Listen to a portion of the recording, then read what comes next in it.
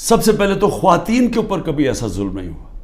کبھی چادر اور چار دیواری کو اس طرح بے شرمی سے، یعنی کبھی اس کو انہوں نے چادر اور چار دیواری کا جو احترام ہوتا ہے اس کو تباہ نہیں کیا گیا.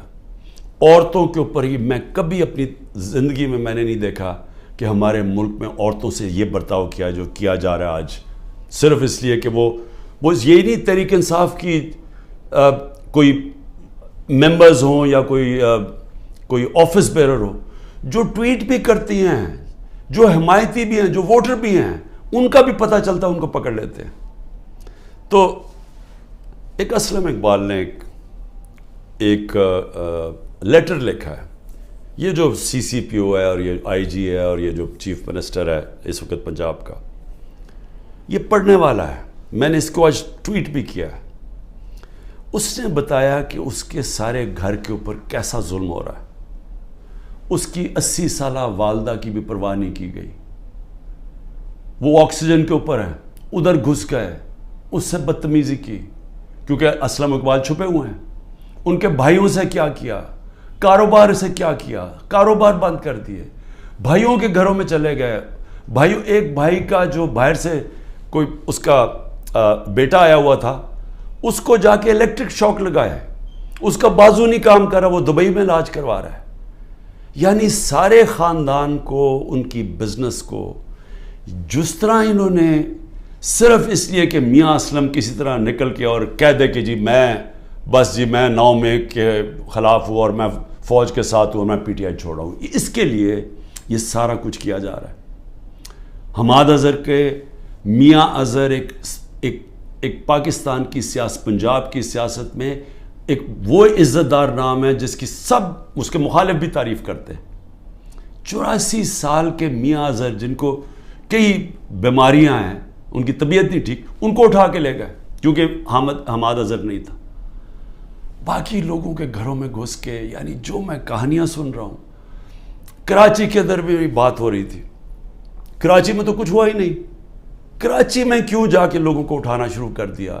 کراچی کے اندر وہیں چھاپے پڑ رہے ہیں، لوگوں کو جیلوں میں ڈال رہا ہے. اور وہاں بیٹھا ہوا آصف زرداری جو ساری زندگی اس نے صرف ایک کام کیا ہے، مخالفوں کو کرش کیا ہے، مخالفوں کو ختم کیا ہے، جھوٹے کیسز، اور جو خریدا جاتا ہے اس کو خرید لیتا ہے، باقی ساروں کو وہ ختم کرتا ہے جو مافیاز کرتے ہیں. وہاں ظلم کیا جا رہا ہے، ہر ایک کے اوپر ایف آئی آر ہے، لوگ چھپے ہوئے ہیں، اور صرف ایک طریقہ کہ آپ جناب پارٹی چھوڑ دیں تب وہ ٹھیک ان کو نکل جاتے ہیں.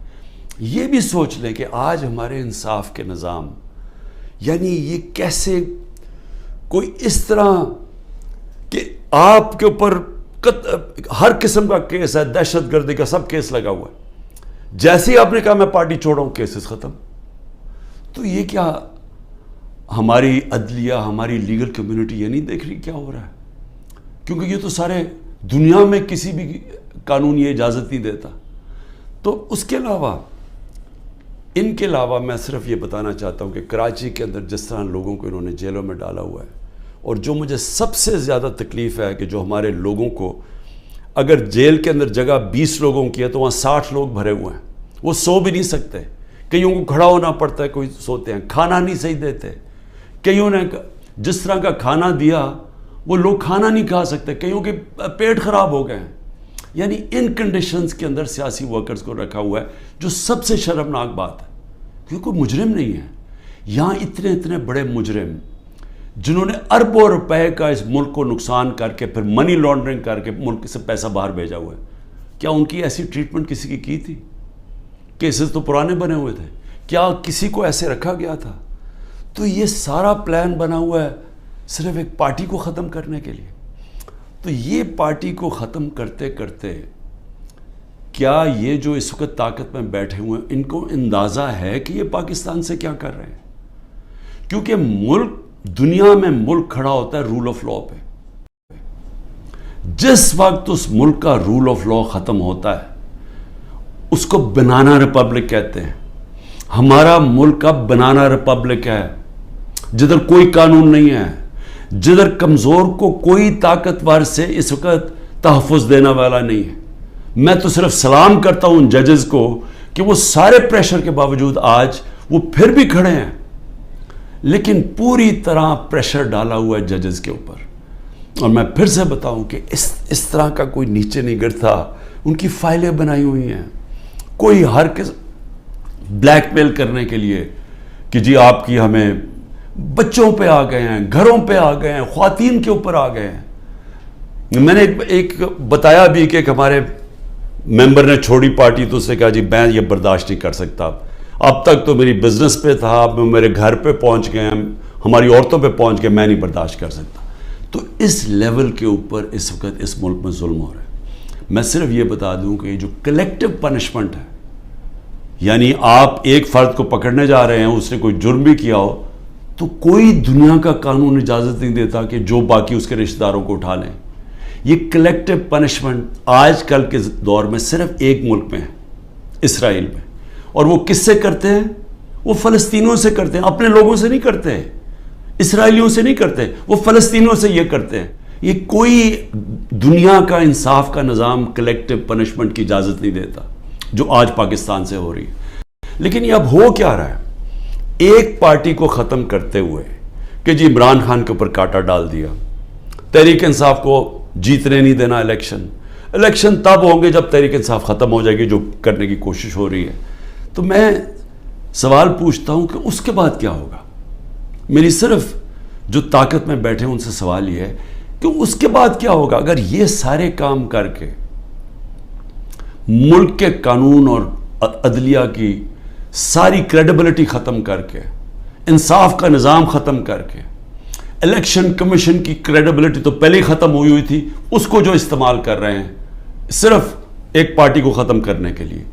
ایف آئی اے، وہ جس کو پکڑنا تھا، جس کے 16 ارب روپے کے پرائم منسٹر یہ شہباز شریف کے کیسز تھے، وہ تو ختم ہو گئے ہیں، لیکن تحریک انصاف کو ختم کرنے کے لیے وہ ایف آئی اے لگی ہوئی ہے. کوئی کریڈیبلٹی نہیں ہے. نیب کو صرف ایک مقصد سے لگایا ہوا ہے، کچھ ڈھونڈو اس کے اوپر، عمران خان کے اوپر، لوگوں کے اوپر، تاکہ کسی طرح ان کو ختم کیا جائے اور باقیوں کو کہو کہ پارٹی چھوڑ دیں. ان اداروں کی ساری کریڈیبلٹی ختم ہو چکی ہے. لیکن میں پھر آخر میں یہ کہنا چاہتا ہوں، یہ کبھی ہو ہی نہیں سکتا. اگر ملک کی سب سے بڑی جماعت جس کا پاس سب سے بڑا ووٹ بینک ہے، آپ جب اس کو جس طرح ختم کر رہے ہیں، آپ پاکستان کی جمہوریت ختم کر رہے ہیں. اور پاکستان کی جمہوریت ختم کرنے کا مطلب آپ مستقبل ختم کر رہے ہیں، آپ آزادی ختم کر رہے ہیں اس ملک کی، آپ لوگوں کو غلام بنا رہے ہیں. یہ جو سارے حربے استعمال کر رہے ہیں، یہ اسرائیل غلاموں کے اوپر، فلسطینیوں کو غلام بنا کے تو یہ حربے استعمال کرتی ہے. یہ کشمیر کے اندر، مقبوضہ کشمیر میں ہندوستان کشمیریوں پہ کر رہے ہیں یہ چیزیں. یہ اپنے لوگوں پہ کوئی ایسا نہیں کرتا ظلم. اور سب سے بڑی پارٹی کو جب آپ ختم کر رہے ہیں تو پھر سے میں آپ کو کہوں کہ جو آپ کو حربے استعمال کر رہے ہیں اور کرنے پڑیں گے، آگے اور کرنے پڑیں گے، کیونکہ سب سے بڑا ووٹ بینک ہے، وہ کدھر سے ختم ہوگا؟ تو اس کا مطلب مکمل طور پہ یہ ظلم کا نظام چلتا رہے گا. اور آخر میں جب بھی آپ سمجھیں گے کہ اب پارٹی ختم ہوگی، تب الیکشن کروائیں گے، وہ جمہوریت ختم ہو جائے گی. مجیب الرحمان کو جب انہوں نے اس کے خلاف کریک ڈاؤن کیا، ہم نے پاکستانیوں نے کریک ڈاؤن کیا، جس کو پرائم منسٹر بننا چاہیے تھا، اس کی پارٹی کو بین کر دیا، کلعدم کر دیا. تو اس کے بعد جو الیکشن کروایا اس کی کیا حیثیت تھی؟ کیا وہ اس پاکستان کے لوگوں نے مانا تھا وہ جو الیکشن کے بعد لوگ سامنے آئے تھے؟ کسی نے، کوئی بھی ان میں سے بچا تھا جیسی واپس جب ان کے پاس ان کو وہ آزاد ہو گئے ہمارے سے؟ تو یہ بھی جو لوگ آپ الیکشن کروائیں گے یہ ریلو کٹوں کی، اور یہ جو سارے چوروں کو، اور یہ جو سب اکٹھے ہوئے ہیں منی لانڈررز، یہ جو ملک میں سزا یافتہ بیل کے اوپر لوگ، تو جب اب کیا آپ کا خیال ہے کہ اس سے قوم مان جائے گی؟ ان کی کیا قوم ان کی حکومت مان جائے گی؟ وہ آج ہی نہیں مان رہی. وہ اتنے ڈرے ہوئے ہیں کہ سب کچھ ہو کے بھی وہ تو الیکشن سے بھاگ رہے ہیں. 10,000 ورکر بھی اندر ہے، پھر بھی ڈرے ہوئے ہیں الیکشن کروانے میں، پھر بھی کہہ رہے ہیں کہ اگلی مارچ تک الیکشن ہوگا. تو میں آج جو بھی اس ملک میں طاقت میں بیٹھے ہوئے ہیں، میرا آپ کو سمپل یہ پیغام ہے کہ جس راستے پہ آپ یہ لے کے جا رہے ہیں، اس میں پاکستان کی تباہی ہے، اندھیرا ہے. ہمارے بچوں کا مستقبل تباہ ہو رہا ہے، اور اتنی مایوسی پھیلی ہوئی ہے پاکستان میں، امید ختم ہوتی جا رہی ہے کہ لوگ چھوڑ کے جا رہے ہیں۔ ابھی بھی وقت ہے، کورس کریکشن کریں، راستہ بدلیں، اور راستہ صرف فری اینڈ فیئر الیکشن ہے۔ پاکستان زندہ باد۔